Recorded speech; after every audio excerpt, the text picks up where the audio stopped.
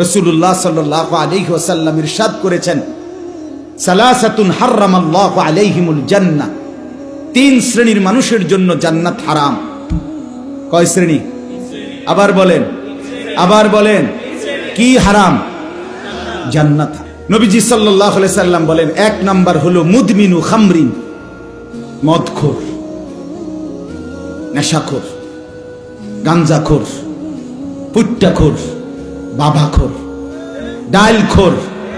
এই হারামি, তোর জন্য জান্নাত হারাম। হারাম। রাসূলুল্লাহ বলেছেন, এক নাম্বার নেশা, গাঁজা, ইয়াবা,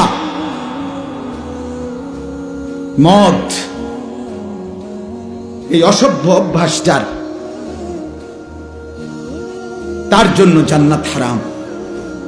কোরআনুল কারীমের মধ্যে স্পষ্ট আছে, সূরা মায়েদার মধ্যে আল্লাহ তাআলা ইরশাদ করেছেন, ইয়া আইয়ুহাল্লাযীনা আমানু, হে ঈমানদারগণ, ইন্নামাল খামরু, নিশ্চয় মদ, ওয়াল মাইসির, জুয়া, ওয়াল আনসাব, মূর্তি পূজার বেদী, যেখানে মূর্তি পূজা করা হয়, ওয়াল আজলাম, ভাগ্য নির্ধারক তীর, রিজসুম মিন আমালিশ শাইতান, এগুলো একেবারে শয়তানের নিকৃষ্ট কাজ।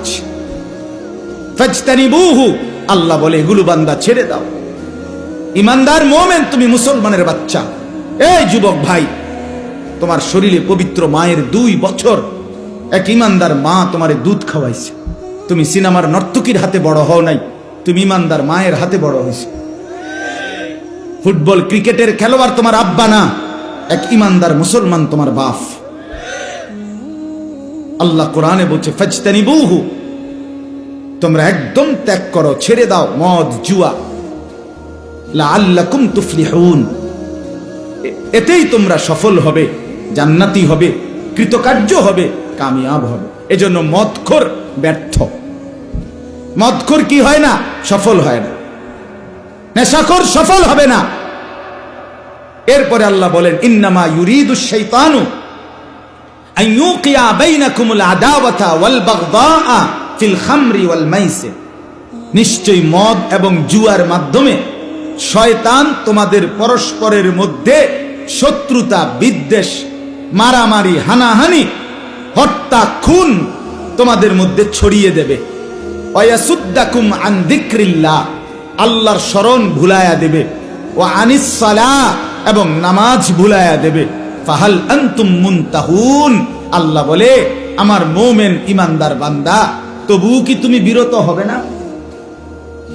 এত কথা বলার পরও তুমি বিরত হবা না? ছাড়বা না মদ, ছাড়বা না জুয়া? সরাসরি আল্লাহ বলছে, কোরআনুল কারীমের স্পষ্ট বর্ণনা। এবার আসেন রাসূলুল্লাহ সাল্লাল্লাহু আলাইহি সাল্লামের হাদিস।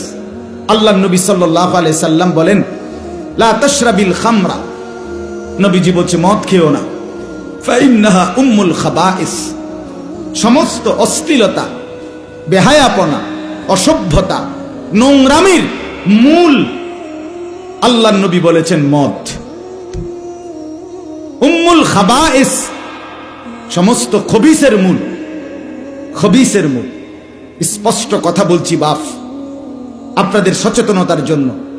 রাসূলুল্লাহ সাল্লাল্লাহু আলাইহি সাল্লামের হাদিসের দ্বারা স্পষ্ট বোঝা যায়, যেখানেই নেশা, যেখানেই মদ, যেখানেই নেশা, প্রতিটা নেশাখোর, সাফ মনে রাখেন, আমার ভাই বসেন, 1 মিনিট বসেন, পরে উঠাইয়েন, আপনি এখন শুনেন মনোযোগ। যেখানেই নেশা, মনে রাখবেন, যেখানেই মদ, যেখানেই নেশা, কসম খোদার, সেখানেই জিনা, সেখানেই ব্যভিচার। প্রত্যেকটা নেশাখোর জিনাখোর, প্রত্যেকটা মদখোর ব্যভিচারী। যার হাতে মদের বোতল, সে নারী ছাড়া সুখ পায় না, সে ব্যভিচারী, সে দুশ্চরিত্র, সে জিনাকার। নেশার দ্বিতীয় ধাপ, নেশার পরের লাইন জিনা, ব্যভিচারী। যেখানেই মদ, যেখানেই ইয়াবা, যেখানেই নেশা, সেখানেই জিনা। গত 1 সপ্তাহে, কয়দিনে জাহাঙ্গীরনগর ইউনিভার্সিটির যে নারী ধর্ষণের ঘটনায় সারা দেশ তোলপাড়, তার পিছনে এটাই মূল কারণ, ইয়াবা। আবার হিসাব কিতাব বনে নাই, গণধর্ষণের শিকার নারী। এই জন্য নেশাখোর ব্যভিচারী, নেশাখোর মানে ধর্ষক। সাফ কথা। আরো ভয়ঙ্কর কথা শুনবেন, নবী সাল্লাল্লাহু আলাইহি সাল্লাম বলেন, ওমান শারিবাল খামরা, যে নেশা করে, মদ খায়, আবার ট্যাবলেট নেয়, এইগুলো তারা কাসসালা, তার নামাজ ছুটে যায়। এটা তো আছেই। সবচেয়ে ভয়ানক কথা, আমার এটা বলতেও শরীর শিহরে ওঠে, ওয়াকা আলা আম্মাতিহি ওয়া খালাতিহি।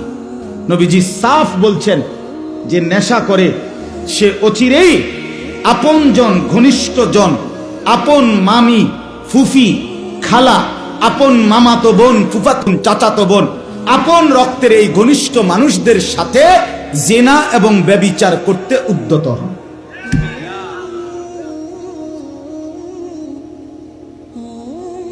আস্তাগফিরুল্লাহ।